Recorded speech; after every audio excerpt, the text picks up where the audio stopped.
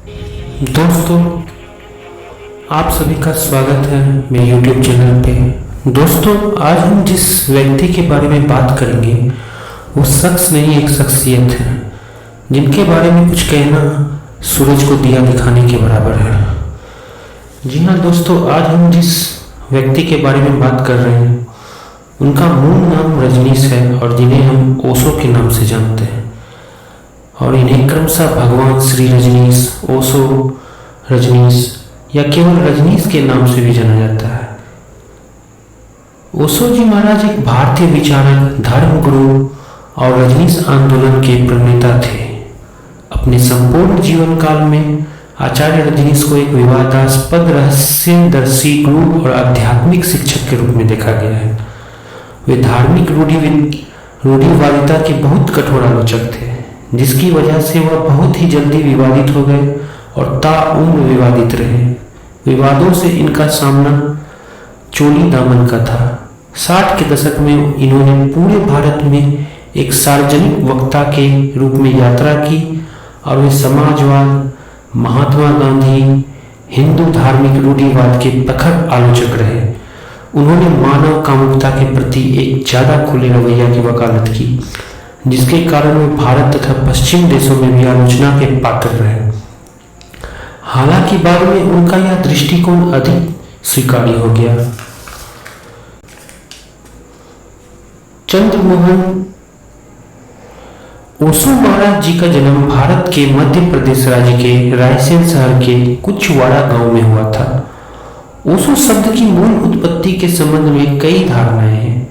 एक मान्यता के अनुसार खुद ओशो जी कहते हैं कि ओशो शब्द कवि विलियम जेम्स की एक कविता ओसेनिक एक्सपीरियंस के शब्द ओसेनिक से लिया गया है, जिसका अर्थ है सागर में विलीन हो जाना। शब्द ओसेनिक अनुभव का वर्णन करता है। वे कहते हैं लेकिन अनुभवकर्ता के बारे में क्या? इसके लिए हम ओशो शब्द का प्रयोग करते हैं, अर्थात ओशो का मतलब सागर से एक हो जाने का अनुभव करने वाला। 60 के दशक में वे आचार्य रजनीश के नाम से प्रखर हुए और 80 से 90 के दशक में भगवान श्री रजनीश के नाम से प्रखर हुए। उस समय से ओशो के नाम से जाने गए। वे एक आध्यात्मिक गुरु थे तथा भारत व विदेशों में जाकर इन्होंने बहुत सारे प्रवचन दिए। ओशो जी महाराज ने अपने विचारों का प्रचार करना मुंबई में शुरू किया, जिसके बाद उन्होंने पुणे में अपना एक आश्रम स्थापित किया, जिसमें विभिन्न प्रकार के उपचार विधान पेश किए जाते थे। तत्कालीन भारत सरकार से कुछ मतभेद के बाद उन्होंने अपने आश्रम को ऑलमैन, अमेरिका में स्थानांतरित कर दिया और एक खाद्य संबंधी दुर्घटना के बाद उन्हें संयुक्त राज्य से निर्वासित कर दिया गया। भगवान श्री ओशो जी 21 अन्य देशों से भी ठुकराए जाने के बाद वे भारत वापस लौट आए और पुणे के अपने आश्रम में अपने जीवन के अंतिम दिन बिताए। उनकी मृत्यु के बाद उनके आश्रम ओशो इंटरनेशनल मेडिटेशन रिजॉर्ट को जूरिक आधारित ओशो इंटरनेशनल फाउंडेशन चलाती है, जिसकी लोकप्रियता उनके निधन के बाद से अधिक बढ़ गई।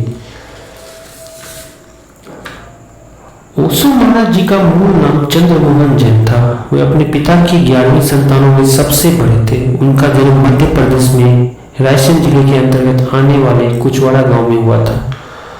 उनके माता पिता श्री बाबूलाल और सरस्वती जैन, जो कि तेरापंथी दिगंबर जैन थे, ने उन्हें अपने मनिहार में 7 वर्ष की उम्र तक रखा था। ओशो के स्वयं के अनुसार उनके विकास में इसका प्रमुख योगदान रहा, क्योंकि उनकी नानी ने उन्हें संपूर्ण स्वतंत्रता, उन्मुक्तता तथा रूढ़िवादी शिक्षाओं से दूर रखा।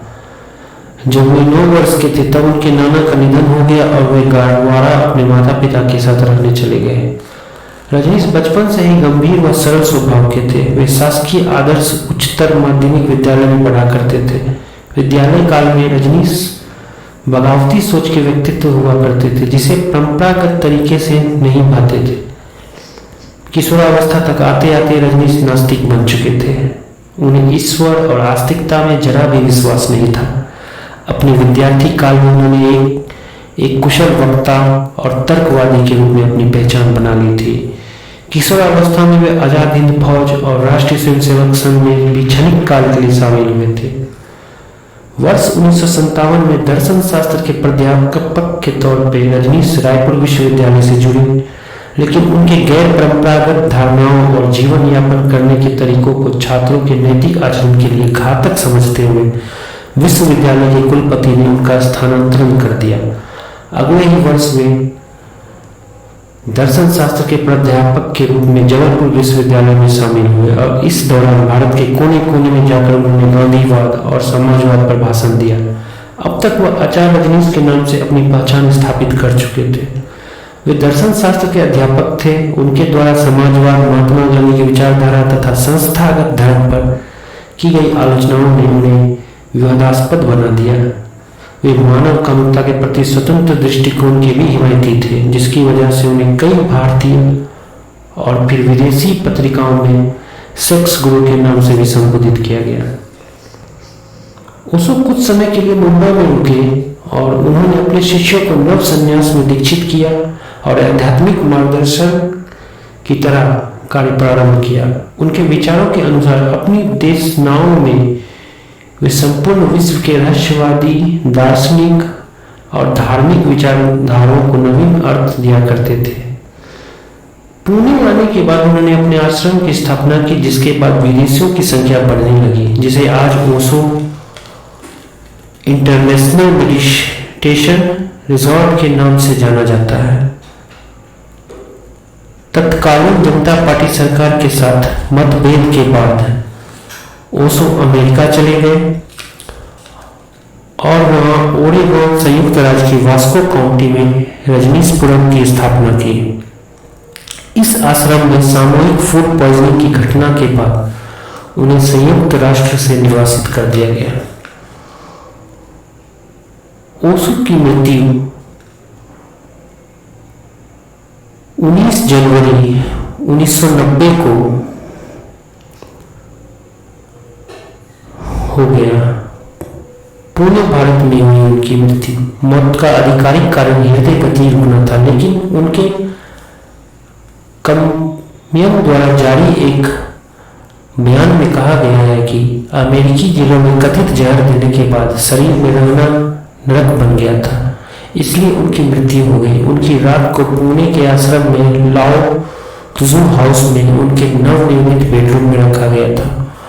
ओशो की समाधि पर स्मृति लेख है, न जन्मे न मरे।